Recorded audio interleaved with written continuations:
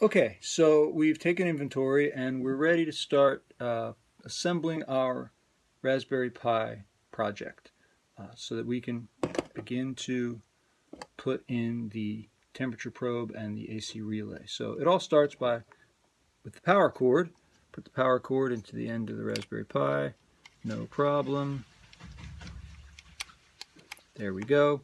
Then we take and we attach our HDMI plug into the HDMI slot, and then we've got a USB for the keyboard and we've got a USB for the mouse. That way we can input our commands and program the Raspberry Pi. Now you'll also see that there are pins right along here. You see that? And so these pins are going to be involved with this ribbon cable. And the ribbon cable is pretty much the same front to back. But what you're going to do is you've got to put it into the Raspberry Pi in a certain way. So there's these little notches here on the ribbon cable. See that? Like that? You're going to take these notches, the ones that allow you to have the notch facing out and have the ribbon go over the edge of the box, like that. See how I've got the notches facing out right there? I can feel the notch. And then I seat it into the case like that.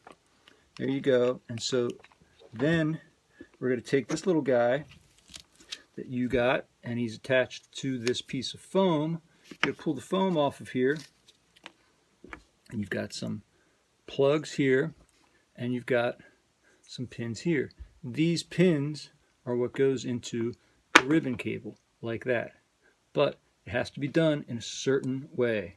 And what's very important about it is that the end of the ribbon cable here, you see how this ribbon cable has these wires, all these little ribs? Each one of these is a little wire, and they attach here. So this guy has got to be done in a certain way. If you look carefully at it, you'll see that there are little stars on one end, okay? Those little stars have got to be, where are my stars? Right there. My stars have got to be on this end. So if I was to hold up the ribbon cable, you see how this end is closer to the end of the case? This end comes up here, and the stars are down at this end. Okay? Like that. There you go.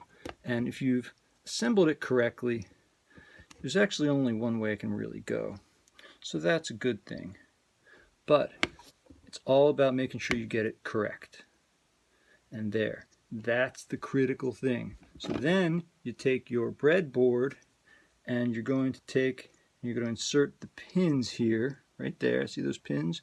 They go into the breadboard, and you see the breadboard has two sides, right? The pins are going to straddle the sides. So one set of pins is going to go in on this side, one set of pins is going to go in on this side. And this is the side that we're interested in mostly. So we're going to take this breadboard here and we're going to insert it like that. And you'd like to get the pins, the very first pin, in the very first row of the breadboard. Like that. It's not critical, but it makes it a little easier to work. And then you just snug the whole thing down. Come on, there it goes, right? Snug it down. And so this is the arrangement. So you've got your Raspberry Pi, you've got your ribbon going up to the breadboard, and you're ready to go. Now, the only difficulty is that if you look at this here, the part that I want to work on is, unfortunately, it's underneath this ribbon. So it's a little tricky. So what sometimes we like to do is we like to fold it over like that so that you can get to the parts that you're interested in. And you'll be able to do that yourself. You'll figure that out. So you're all ready to go, and we're ready to start programming the Raspberry Pi, pulling in the programs, setting up the temperature probe, setting up the AC relay, and then beginning to run our experiment. Good job.